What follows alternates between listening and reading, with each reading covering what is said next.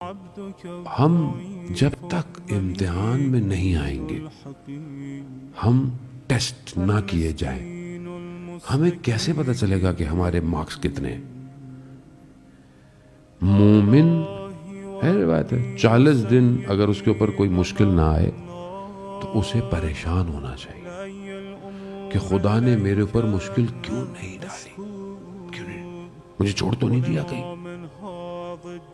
رسول خدا صحابیوں کے ساتھ ایک شخص ہر وقت میرے گھر آ جائے، میرے گھر آ جائے، رسول خدا چلے گئے ان کے گھر، رسول اللہ بیٹھے ہوئے دسترخوان بیٹھے ہوئے، تو دیکھا اوپر دیوار پہ مرغی نے انڈا دیا، انڈا نیچے آیا اور ایک دم پھنس گیا رستے میں ایک کوئی جگہ پہ۔